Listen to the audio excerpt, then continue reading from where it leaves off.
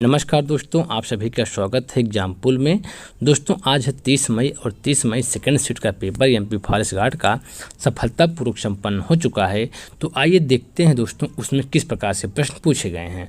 दोस्तों वीडियो पूरा देखिएगा क्योंकि हम क्वेश्चन के साथ एक्स्ट्रा क्वेश्चन भी बताते हैं, क्योंकि जिनका होने वाला एग्जाम है उनके लिए यह वीडियो बहुत इंपॉर्टेंट है। तो ठीक दोस्तों, चलते हैं टॉपिक तरफ। हम पहला क्वेश्चन देखिए जो पूछा गया है, अप्रैल 2022 में किस राज्य का लिविंग रूट ब्रिज यूनेस्को की विश्व धरोहर सूची में शामिल हुआ है। तो किस राज्य का हुआ है? मेघालय राज्य का हुआ है, यही इसका सही आंसर है। अगला क्वेश्चन देखिए, पुस्तक से पूछा गया है, निम्नलिखित में से कौन सी पुस्तक सरोजनी नायडू द्वारा लिखी गई है।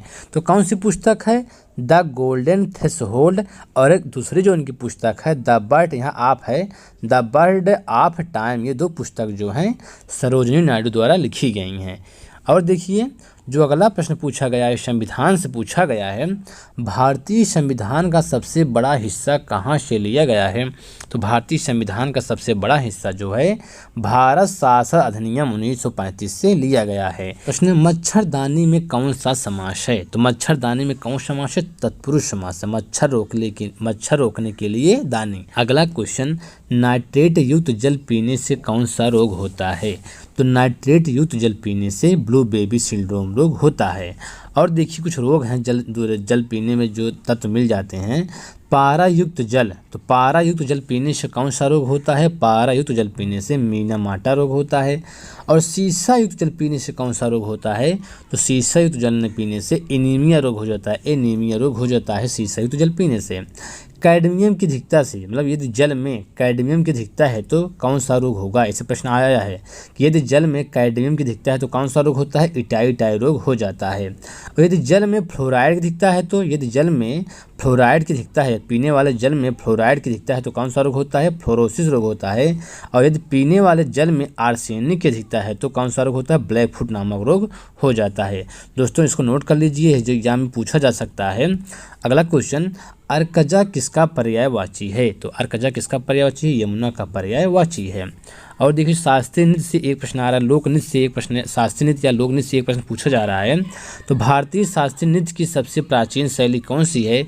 तो भारतीय शास्त्रीय नृत्य की सबसे जो प्राचीन शैली है भरतनाट्यम है। भरतनाट्यम जो है कहाँ का शास्त्रीय नृत्य? भरतनाट्यम जो है तमिलनाडु राज्य का शास्त्रीय नृत्य है। अगला क्वेश्चन देखिए, उत्थान शब्द का विलोम शब्द होगा। तो उत्थान शब्द का जो विलोम शब्द क्या है? पतन होता है। अगला क्वेश्चन देखिए, भारत का मानक समय ग्रीनविच से कितना घंटा आगे है। तो भारत का जो मानक समय है ग्रीनविच से कितना घंटा आगे है? 5.5 घंटा। 5 घंटा जो है 5 घंटा 30 मिनट जो है ग्रीनविच से आगे है। अगला क्वेश्चन देखिए, जिसके हृदय में ममता नहीं है उपयुक्त शब्द है। तो जिसके हृदय में ममता नहीं है उसके लिए जो उपयुक्त शब्द क्या है? निर्मम होता है, निर्मम होता है। अगला प्रश्न, राष्ट्रपति द्वारा जारी अध्यादेश किस अवधि तक मान्य होती है। तो राष्ट्रपति द्वारा जो अध्यादेश जारी किया जाता है ये किस समय तक मान्य होती है? अधिकतम 6 माह तक जो है मान्य होती है। और राष्ट्रपति के देखो जो राष्ट्रपति होता है अनुच्छेद 123 के तहत अध्यादेश। अगला क्वेश्चन, 30 अप्रैल 2022 को G20 शिखर सम्मेलन का समन्वयक किसे नियुक्त किया गया था।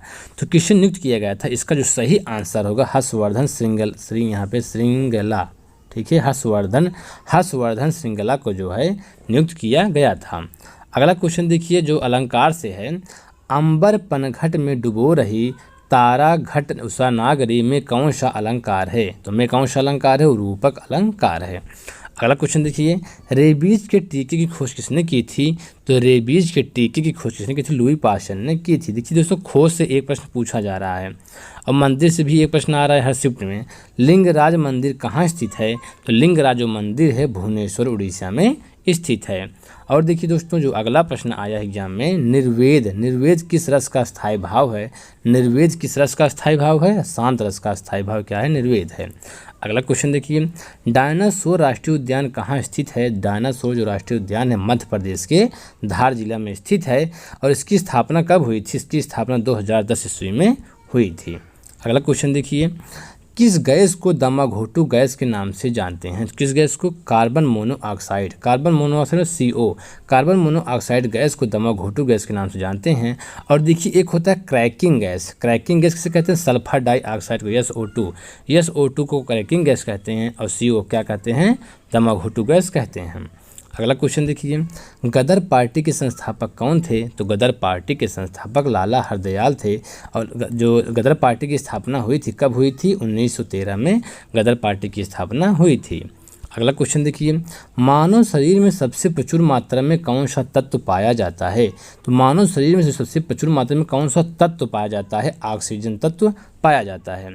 सहारा मरुस्थल किस प्रकार का मरुस्थल है? जो सहारा मरुस्थल है किस प्रकार का मरुस्थल है? उपोष्ण मरुस्थल। क्या है? उपोष्ण मरुस्थल है।